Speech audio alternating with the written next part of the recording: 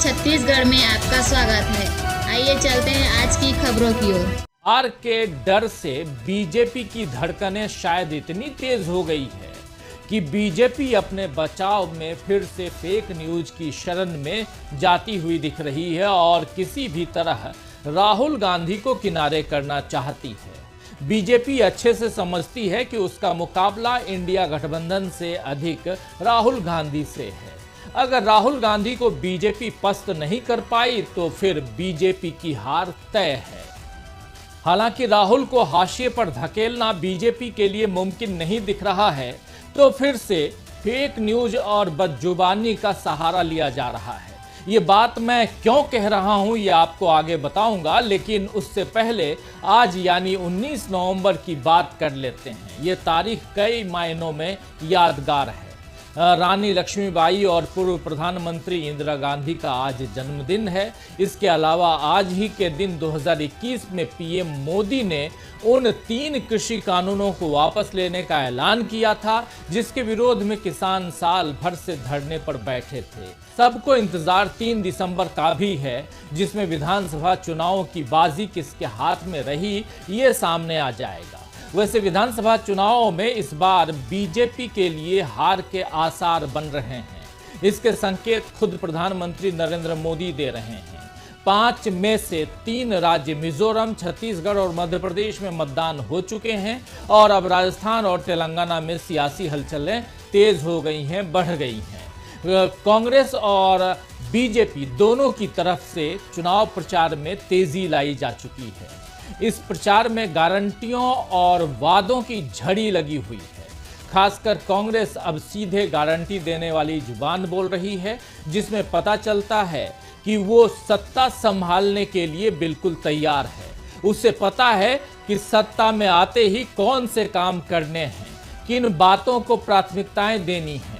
वहीं बीजेपी अब तक कांग्रेस को घेरने और उसके नेताओं को अपमानित करके उनकी छवि खराब करने वाली रणनीति पर ही लगी हुई है।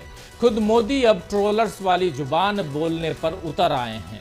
अपने चुनावी भाषणों में मोदी को जहां मौका मिलता है वहां आलू से सोना बनाने वाले बयान वो दे रहे हैं ताकि राहुल गांधी को घेरा जा सके, जबकि मोदी भी जानते हैं कि ये झूठ है, फिर भी वो इस फेक न्यूज को बढ़ा रहे हैं।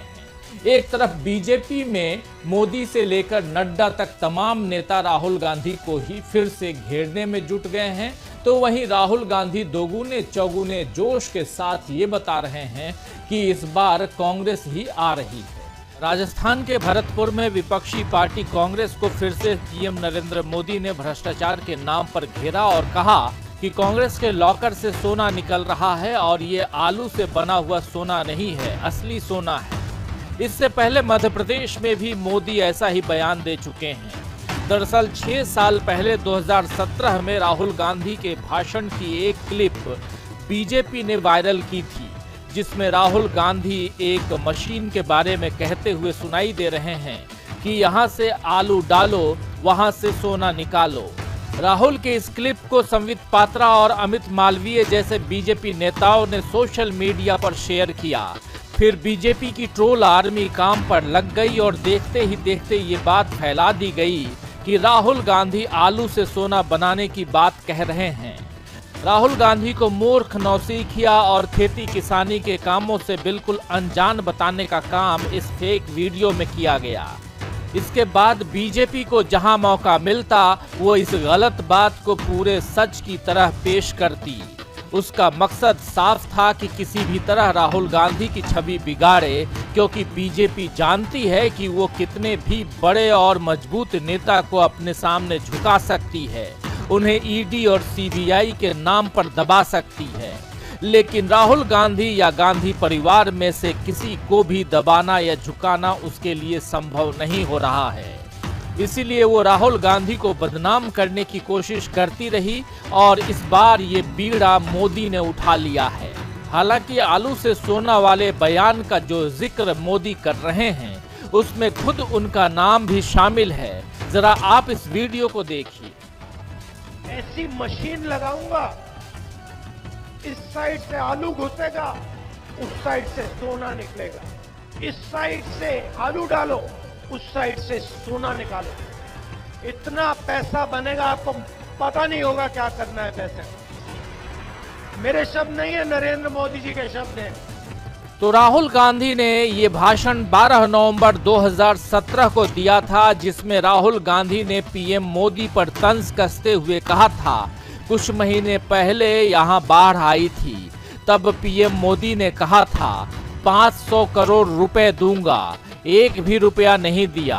आलू के किसानों को कहा ऐसी मशीन लगाऊंगा, इस साइड से आलू घुसेगा, उस साइड से सोना निकलेगा।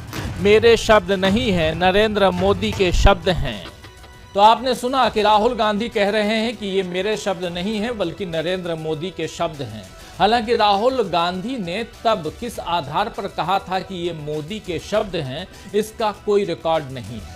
वैसे मोदी की बोली हुई दूसरी कई बातों का रिकॉर्ड है, जिसमें कभी उन्होंने बादल के कारण रडार में हवाई जहाज के छिपने की बात कही हो, तो कभी एक्स्ट्रा 2AB हासिल करने का राज बताते हैं और कभी नाले से गैस निकालने का विज्ञान समझाते हैं। खैर, राहुल ने आलू से सोना निकालने वाले बयान पर मोदी को 2017 के बाद शायद कभी नहीं घेरा। कम से कम मेरी जानकारी में तो दोस्तों ऐसा कभी नहीं आया।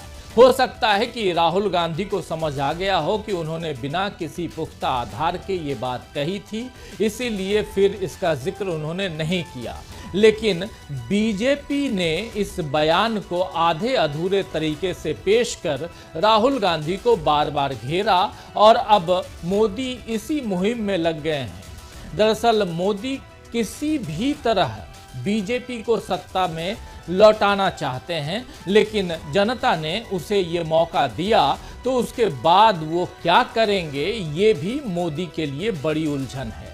ऐसा लग रहा है कि मोदी भी कहीं भीतर ही भीतर ये मान चुके हैं कि अब बीजेपी चुनाव हार रही है। ये देखकर हैरानी होती है कि कैसे प्रधानमंत्री की कुर्सी पर बैठे मोदी फेक न्यूज को रोकने की जगह खुद बढ़ा रहे हैं। इसके अलावा मोदी फिर से कांग्रेस को गायब करने की बात भी करने लगे हैं, वैसे ही जैसे पहले कांग्रेस मुक्त भारत की बात होती थी। मोदी ने हाल ही में 3 दिसंबर यानी चुनाव के नतीजों वाले दिन के लिए एक जुमला कहा। यह जुमला था 3 दिसंबर कांग्रेस छू मंतर। आप जानते हैं कि छू मंतर का मतलब है गायब, यानी मोदी फिर से कांग्रेस के गायब होने वाली बात कह रहे हैं। पीएम मोदी के भाषणों से उनकी हताशा और बीजेपी के लिए हार का डर साफ महसूस किया जा सकता है।